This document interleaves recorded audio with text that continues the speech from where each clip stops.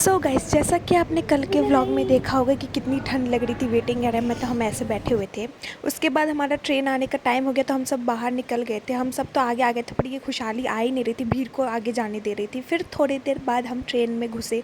Train में हमें सामान नहीं रखने दिया जा रहा था अंकल लोगों के द्वारा, तो हमने उनसे झगड़ा किया। उसके बाद यहाँ पर विशाखा हमारा सामान रख रही थी। मेरा और खुशहाली का RSC में था टिकट, तो मैंने TT को बोल के सीट ले लिया था, पर खुशहाली नहीं ले पाई थी। तो खुशहाली मेरे सीट पर आके बैठी थी। शिवांगी लोग का भी वही ट्रेन था, तो शिवांगी भी हमारे सीट पे आके बैठी और हमने गपशप मारे।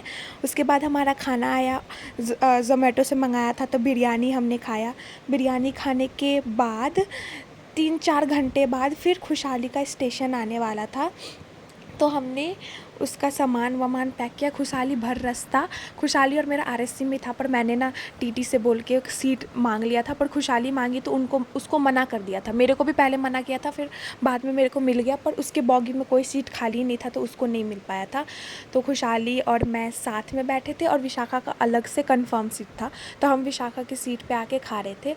फिर खाने के बाद हमारा खुशहाली का स्टेशन आ गया, तो यहाँ पे खुशहाली विशाखा को चुम्मी दे के बाय बोल रही थी, और खुशहाली के मम्मी पापा उसको लेने आ रहे थे। तो ये हम बाहर गेट के सामने खड़े थे, मैं इसको छोड़ने आई थी।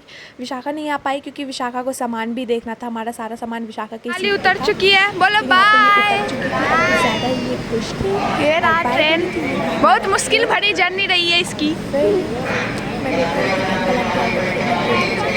फिर यहाँ पे अंकल आंटी आ गए थे और वो हमको बाय कर रहे थे। आंटी ने हमारे लिए पराठा वराठा लेके आई थी खाने के लिए। रात के 1 बज रहे थे, वैसे तो 1 बजे हम बनारस पहुँचे थे। उसके 3-4 घंटा बाद हमारा स्टेशन आने वाला था, तो यहाँ पे मैंने सारा सामान मैंने और विशाखा ने मिलके पैक कर लिया था। उसके बाद हम 4 बजे विशाखा के भैया भी आए, मैं उनको कैप्चर ही नहीं कर पा रही हूँ। यहाँ पे मेरा मामा नहीं आया था, तो हम बहुत देर ऐसे स्टेशन पे बैठे रहे। इसके भैया आए हुए थे, तो बेचारे वो भी बैठे रहे। फिर जब मामा आए तो ये इसके भैया मुझे गेट पे छोड़ने जा रहे थे, और विशाखा को बोला था कि रुक जाने को, तो विशाखा का पूरा मूड खराब था। इसके पेट में दर्द था इसलिए शायद। तो यहाँ पे विशाखा जा चुकी थी और मैं इस स्टेशन के बाहर खड़ी थी, मेरे मामा का आने का वेट कर रही थी। उसके बाद उसको मैंने ना दूर से देखा और वो वहाँ पे कार लगी हुई थी, तो मैंने बोला फाइनली आ गया।